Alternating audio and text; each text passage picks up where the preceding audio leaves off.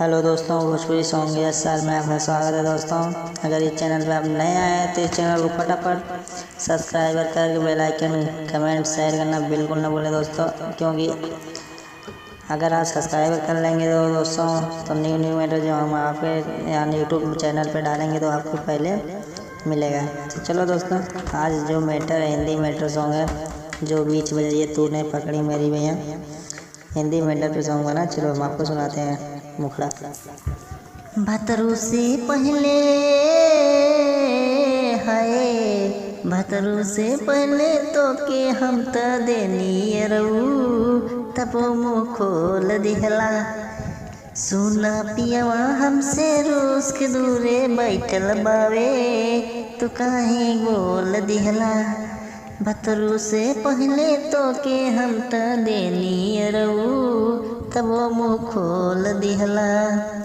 सुना पियवा हमसे रोज के दूरे बैठल बावे तू काहे बोल दिहला। तोहरे नियन लइका होले धोखेबाज हो, ऐसे का करता लागे नाही लाज हो। तोहरे नियन लइका होला धोखेबाज हो, ऐसे का करता लागे नाही लाज हो। जिंदगी में हमारे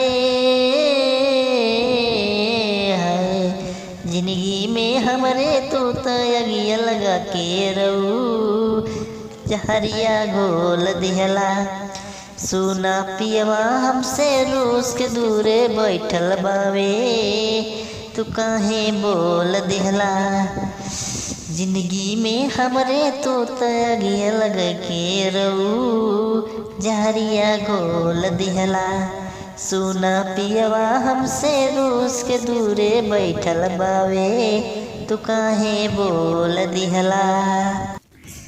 सुनाए सलेस तोहरे दिल में पाखोट हो, पियवा रमाकांत के तू गला दिल घोट हो।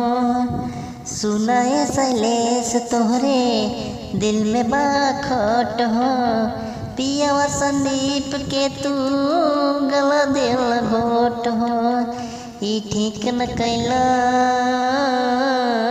हाय ई ठीक न कैला भतरू से अलगा के रहू पोल तू खोल दिहला। सुना पियवा हमसे रोज के दूरे बैठल बावे तू काहे बोल दिहला। ई ठीक न कैला भतरू से अलगा के रहू पोल तू खोल दिहला। सुना पियवा हमसे रोज के दूरे बैठल बावे तू काहे बोल दिहला।